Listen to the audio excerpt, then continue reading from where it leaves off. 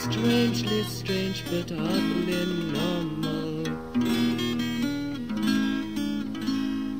Hi, I'm John Dans and welcome to episode 7 of On the Track.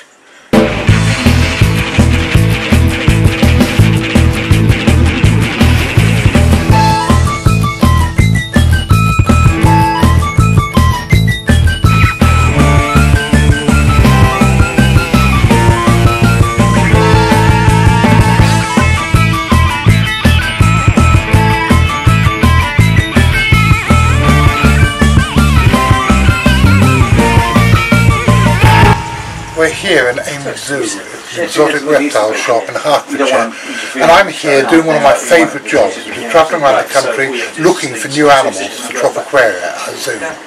Now this is where all three strands of what we do comes together. It's where Exotic Pets magazine, which promotes the responsible keeping of exotic animals, where the zoo, where our museum, which we're building now, and even where the CFZ comes into its own. When you come to a well-run specialist shop like that, there's things here that you'll never see anywhere else.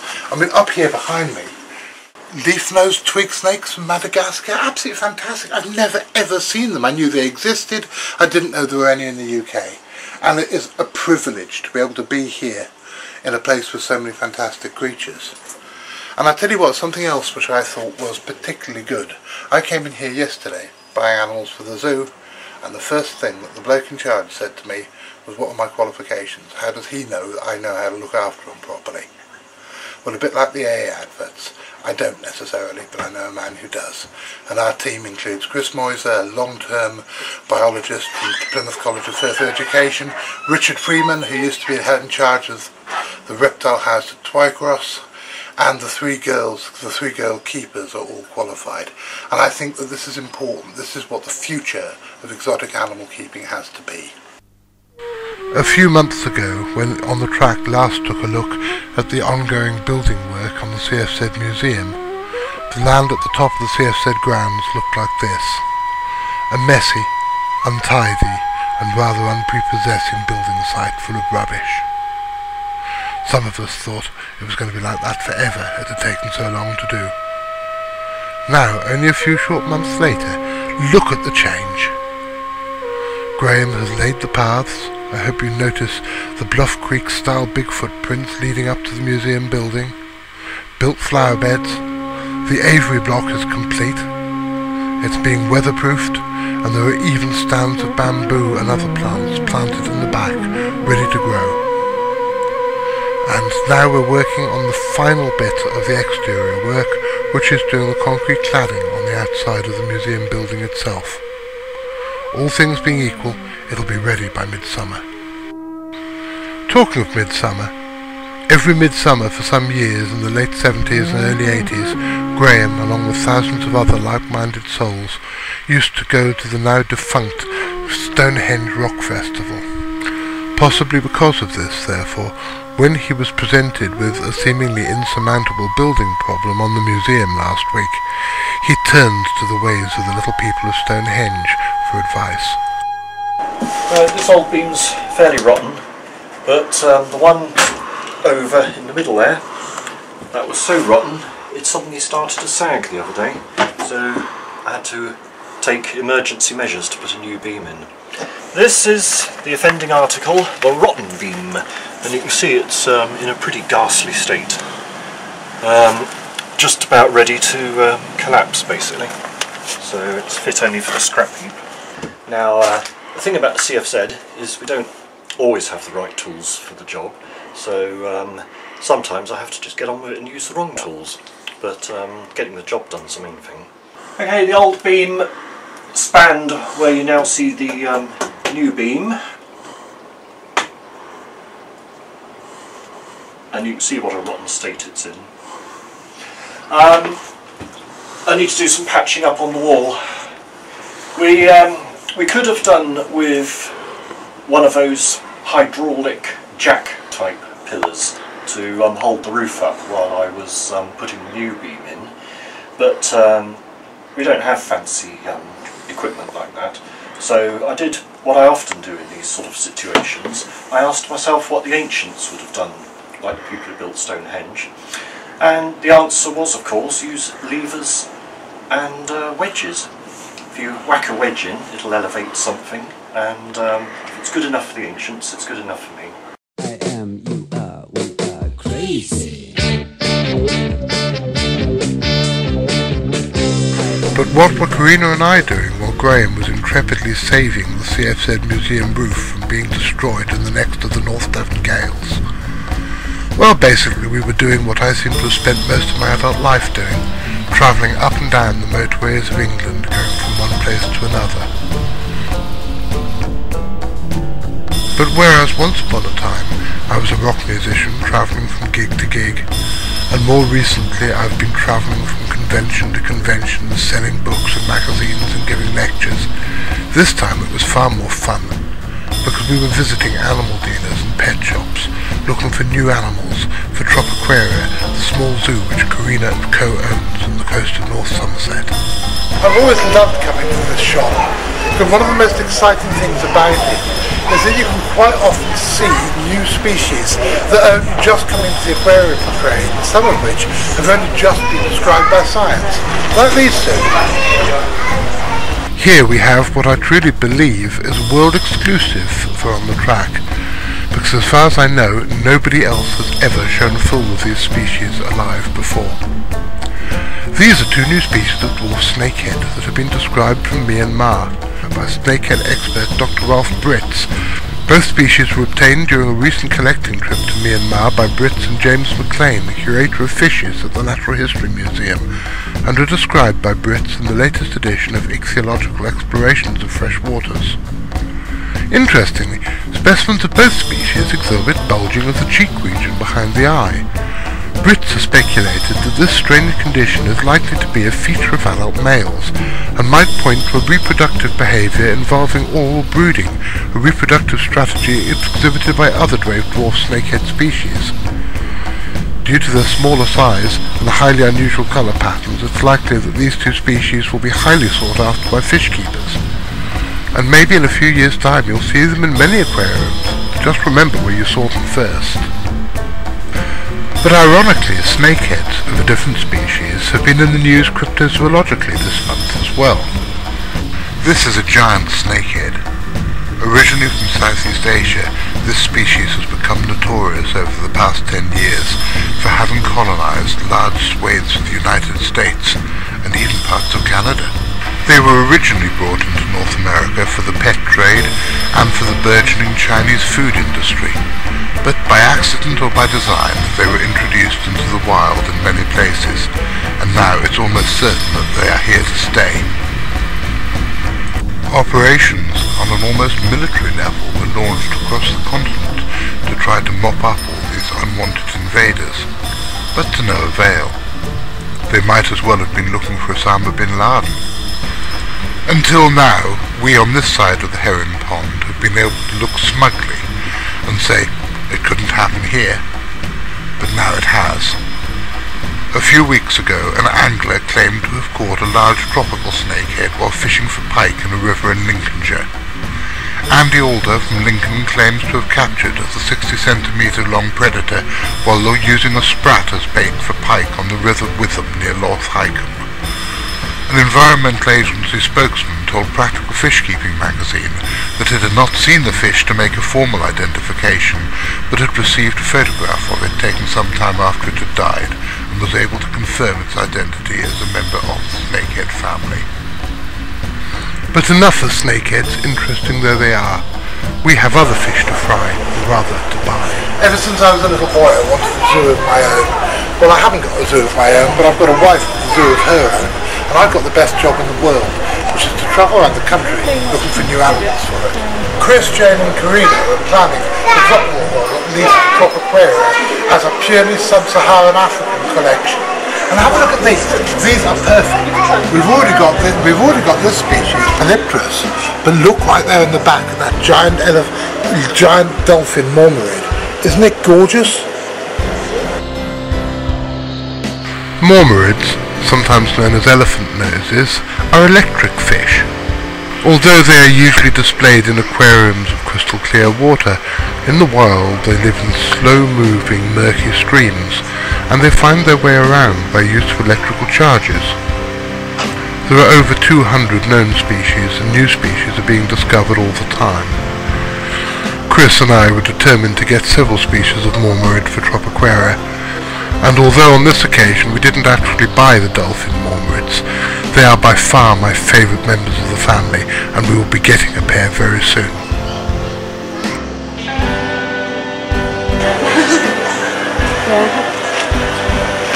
I've always wanted one of these. These were electric eels, but they're from South America, so although we'll probably end up having some in the CFZ museum, it's not right for Tropiquaria at the moment, but they're fantastic beasts. Lovely.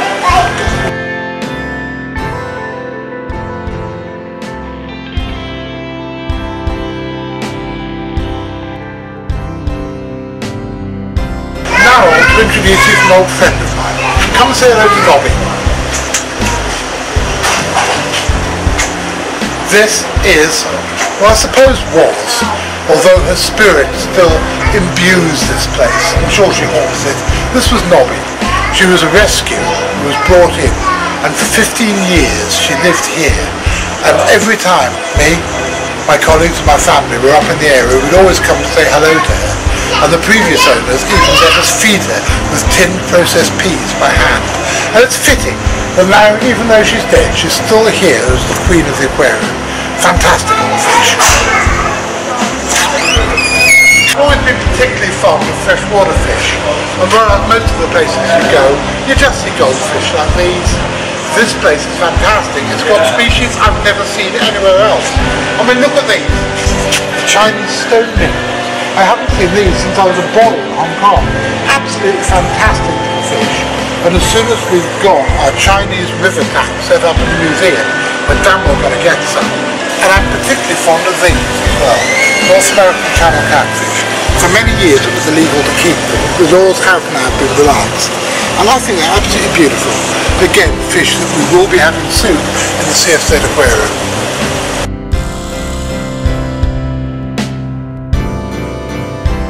Well, the bloody thing's finally finished.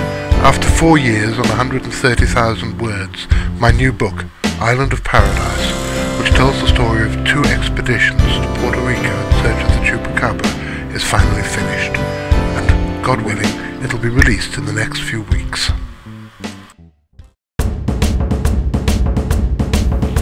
Well, signing on was easy and drinking beer was fun, but me and Graham and Redfern, we went out to catch some tropical sun. We were looking for a monster, it wasn't just for fun. They called the chupacabra public enemy #1. The civil defence boys didn't know how to catch it. The policemen in the north just couldn't watch it. The Channel 4 TV crew wouldn't let me have a gun. We didn't catch chupacabra public enemy #1.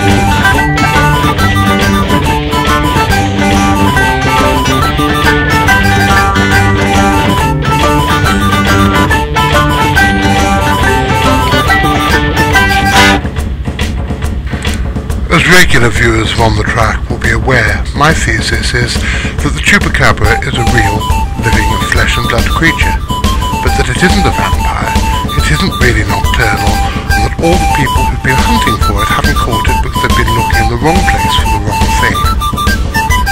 This book explains my thesis in detail. I'm not going to spoil it for you now. It would be pointless to try to distill 4 years' research and 130,000 words into a 2-minute soundbite. But I tell you, I think you'll enjoy the book. I certainly enjoyed writing it, but goodness me, I'm glad it's over. I have been promising Graham's and my film of our first Puerto Rico expedition for nearly 10 years now.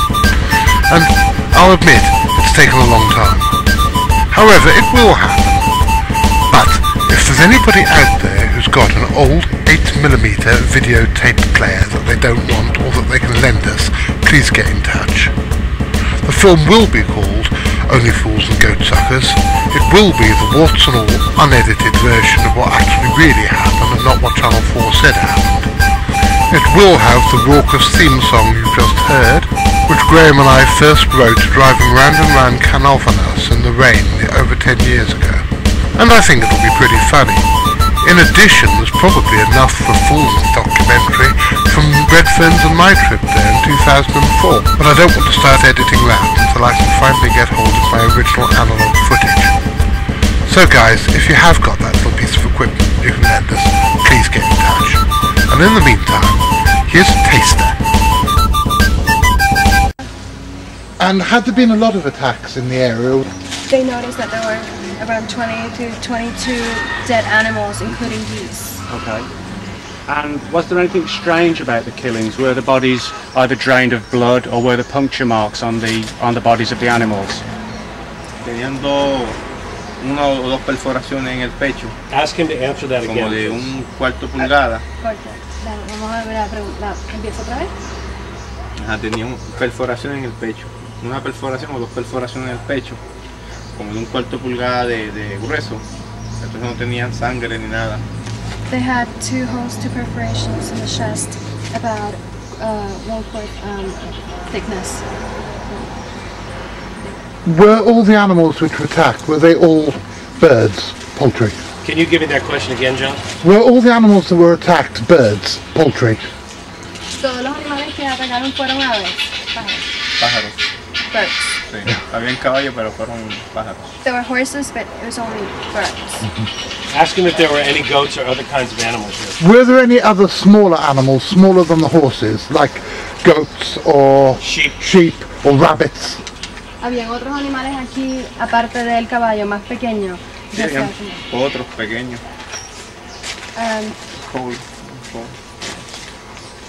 Small horses. Small horses, the baby horses. Yeah. And was any blood drained from the animals? Was there any were any tests undertaken to determine if any of the blood had been removed from the animals? Había sangre alrededor de los animales. No había nada, absolutamente nada. Como si lo hubieran metido una jeringuilla gigante, lo hubieran succionado.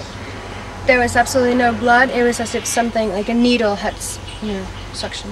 And the previous night when the attack occurred, were there any strange sounds or strange movements, or did anybody report seeing any unusual creatures in the area?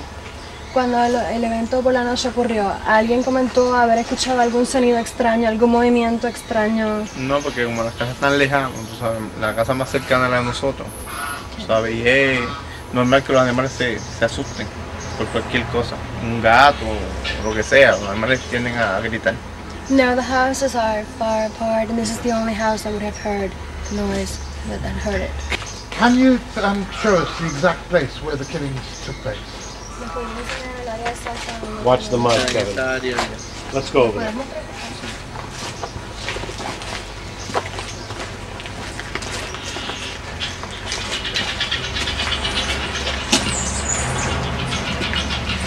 Let's go, Joe. We're gonna go.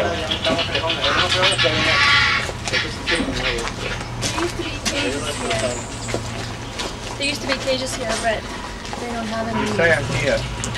Get around here. And the cages were along here. Were the animals? Were the animals inside the cages? The dead animals inside the cages, or had they been taken outside? When they found the animals? Yeah.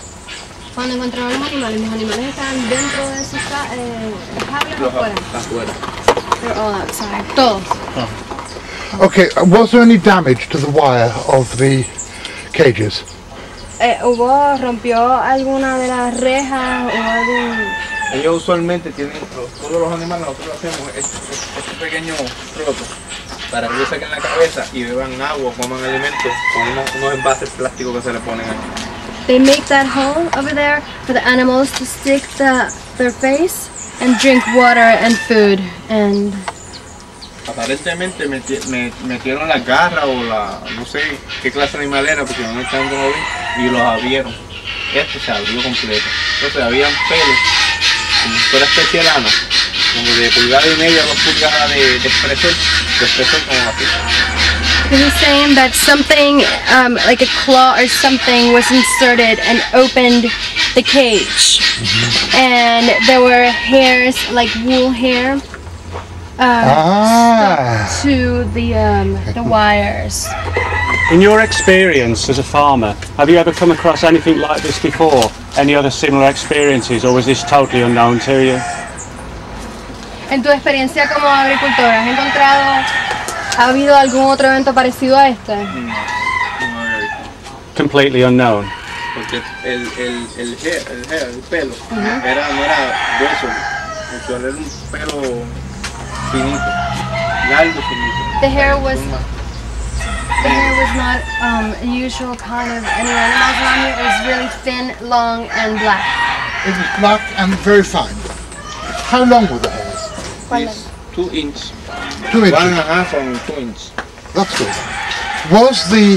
Were the locks, the bolts, were they forced at all? Were they broken?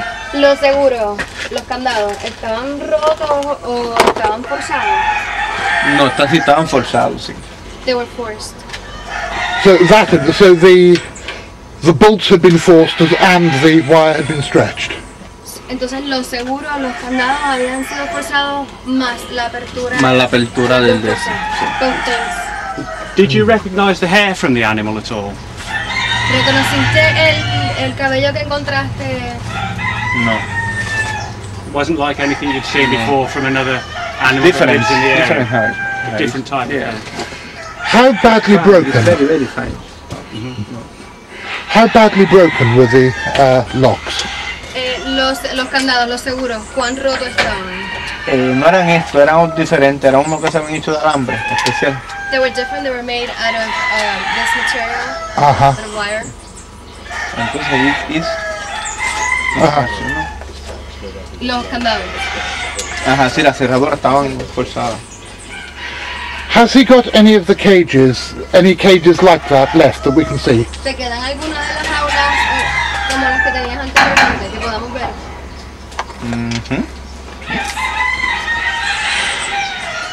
Eran parecidas a las Oh, que están nuevas aquellas allí. Okay. They're similar to the ones that they're making now. That's cool.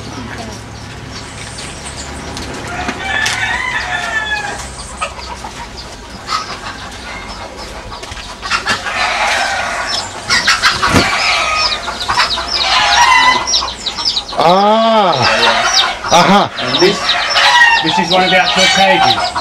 No. This is original. And this. Can you get him to show us how it opens, please, to open and shut the door for us? ¿Nos podrías enseñar cómo se abre, por favor? That's interesting, because it takes 3 separate hand movements to open the cage. Okay. And that's where the creature actually bent the wires of the cage. Bueno. But enough of Puerto Rico for the time being. Interesting things have been happening in the UK as well this past month. In early March, I was honoured to be the MC for the 2nd annual Big Cats in Britain Group conference, which was held at Tropiquaria. I'm feeling rather proud of myself because, together with my nephew David and my beloved wife Karina, we filmed every single talk and some of the other stuff that happened, and within 48 hours the entire conference was up on CFZtv for everybody to see. I don't know about you guys, but I think that's a first. I've never seen another conference be up as quickly. If you want to see it for yourself, either go to the CFZtv channel on YouTube or follow the links on this month's links page. Whilst on the subject of conferences, there are 2 more to look forward to this year. The 14 Times Unconvention is back after a 2-year gap, and the CFZ's annual Weird Weekend will be held this year on the 3rd weekend of August in Wolseley Community Centre in North Devon. Again, you'll be able to find links to it on our links page this month, but I do recommend that if you're intending to come that you buy your tickets early, because early indications are we are going to sell out fairly soon. This year's speakers include Tim Matthews on how he single-handedly destroyed ufology, Nick Redfern on Joseph Stalin on the Planet of the Ape Men, Richard Freeman et al. On the Guyana expedition, Paul Rose on his last year in cryptozoology, the lovely Gail Nina Anderson on fairies and art, and of course the irrepressible Ronan Coughlin, without whom we couldn't possibly have a conference. But don't take my word for it, half a dozen of last year's talks are up for free on CFZtv, and we are hoping within the next few weeks to have some from previous years as well. But now it's time for our monthly look at new and rediscovered animals.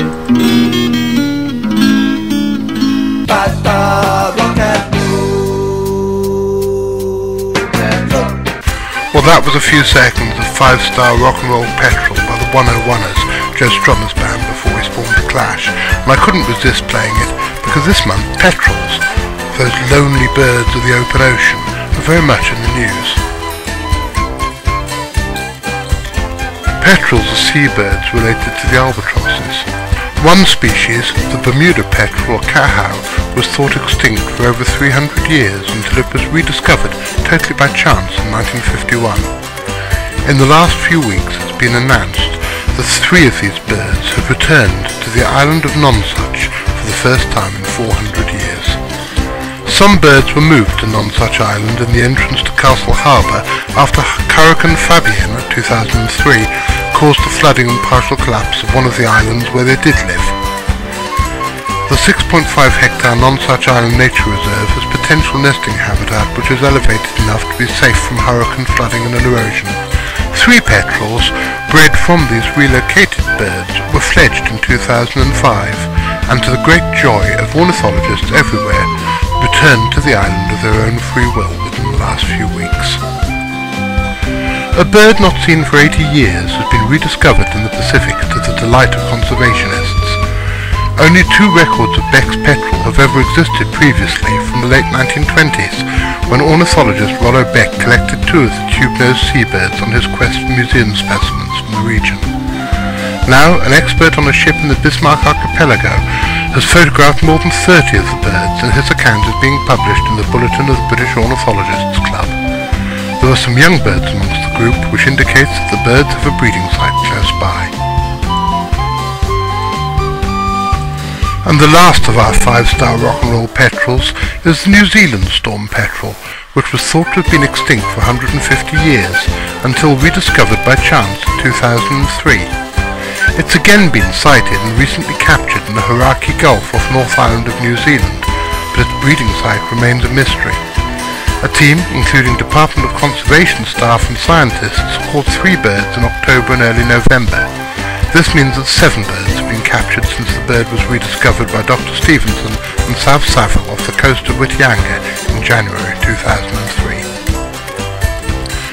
After 14 years, young scientists supported by the Conservation Leadership Program have rediscovered the Karakeri harlequin frog in a remote mountainous region of Colombia.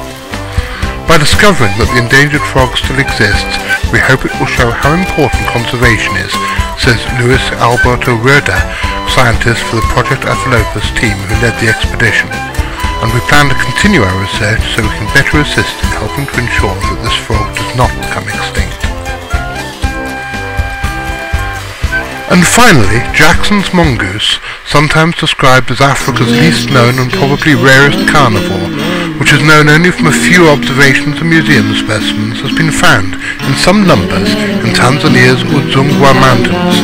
Regular viewers will remember from last month that this is where the new species of giant elephant shrew was discovered.